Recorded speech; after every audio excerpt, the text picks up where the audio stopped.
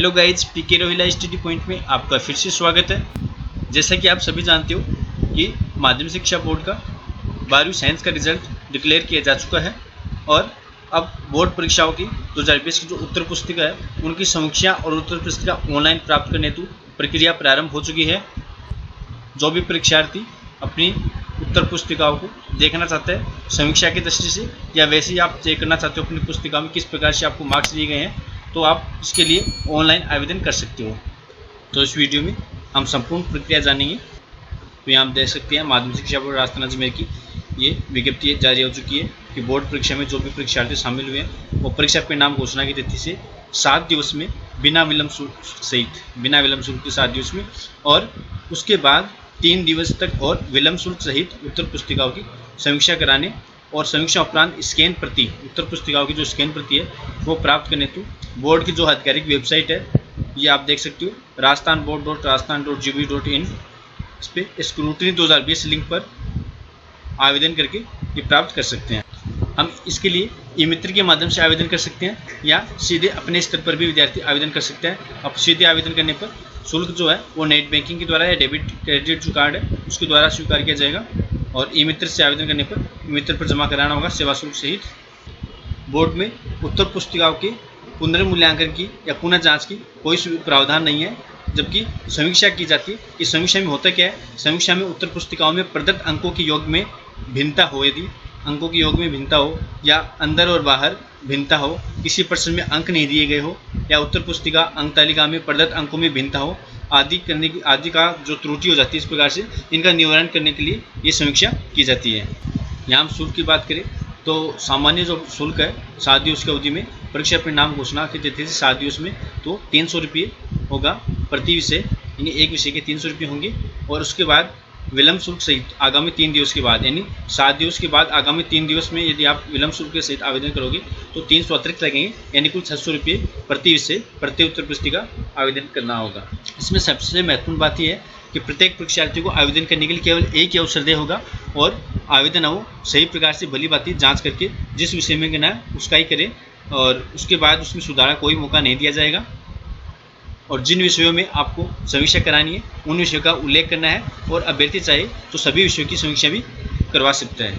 Online प्रविष्टि भरने से पूर्व मैं आपको एक फॉर्म दिखा देता हूँ। इस प्रकार से ऑनलाइन आवेदन में यही चीज़ आपसे मांगी जाएगी ताकि आप अच्छे प्रकार से बिना किसी त्रुटि के आवेदन कर सके। तो सबसे पहले परीक्षा का नाम आएगा, माध्यमिक परीक्षा या उच्च माध्यमिक या वरिष्ठ उपाध्याय या प्रवेशिका, तो यहाँ परीक्षा का नाम आएगा और परीक्षार्थी का जो नामांक है रोल नंबर भरे जाएंगे, परीक्षार्थी का नाम, पिता का नाम और जिस विषय के लिए वो समीक्षा करवाना चाहते हैं वो विषय का उल्लेख उसको करना होगा। यदि वो सभी विषय में आवेदन करना है तो सभी के लिए भी आवेदन कर सकते हैं और पहचान के लिए एक आई कार्ड लगाना होगा। आई कार्ड की जो प्रति है वो अपलोड करनी होगी, सत्यापित प्रति, जिसमें प्रवेश पत्र हो सकता है, Aadhaar card, PAN card, voter card, इनमें से कोई भी एक हो सकता है और पत्र व्यवहार का पूरा पता यहाँ लिखा जाएगा और मोबाइल नंबर और ईमेल आईडी ये भी इसमें दी जाएगी। तो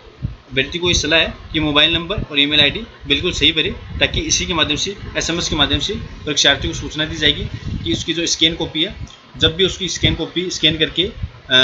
अपलोड की जाएगी साइट पर तो उसे एसएमएस के द्वारा सूचना दी जाएगी और उसकी पासवर्ड भी उपलब्ध कराया जाएगा। उस पासवर्ड के माध्यम से वह अपनी कॉपी देख सकता है।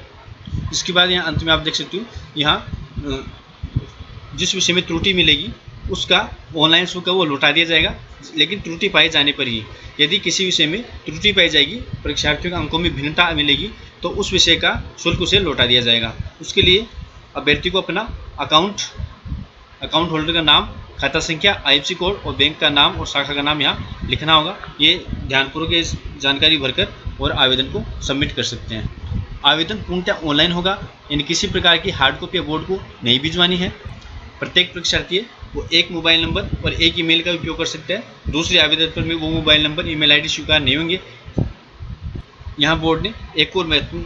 पॉइंट यहाँ पे लिखा है, यदि परीक्षार्थी का परीक्षा परिणाम पूरक परीक्षा के योग्य घोषित है, यानी यदि कोई परीक्षार्थी है वो पूरक परीक्षा के योग्य घोषित है, यानी उसकी सप्लीमेंट्री है, तो उसे पूरक परीक्षा के लिए बिना समीक्षा परिणाम का इंतजार किए बिना, यानी जो स्क्रूटिंग है, समीक्षा जो है, समीक्षा का परिणाम का इंतजार किए बिना उसे अन्य अगली परीक्षा के लिए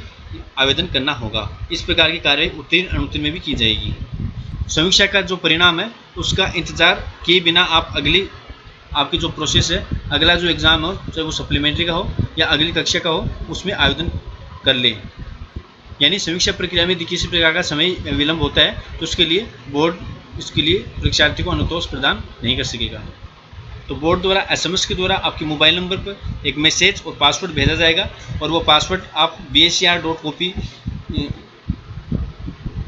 BSER वेबसाइट के माध्यम से पासवर्ड लगा के वो अपनी कॉपी देख सकता है। स्कैनिंग की हुई कॉपी को डाउनलोड करके उसका प्रिंट भी ले सकता है।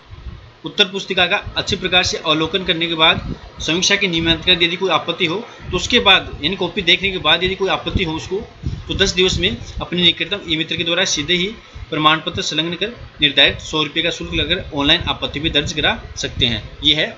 ऑनलाइन कॉपी देखने के बाद यदि किसी कोई आपत्ति हो तो उसके लिए भी आप 100 रुपये लगा के उसके लिए आपत्ति दर्ज करा सकते हो। किसी भी परीक्षार्थी के फॉर्म भरने में या अन्य कोई तकनीकी इसमें समस्या हो तो कमेंट में ज़रूर बताएं, उसका समाधान अवश्य बताया जाएगा। यदि आप मेरे चैनल पर नए हो तो कृपया करके चैनल को सब्सक्राइब अवश्य करें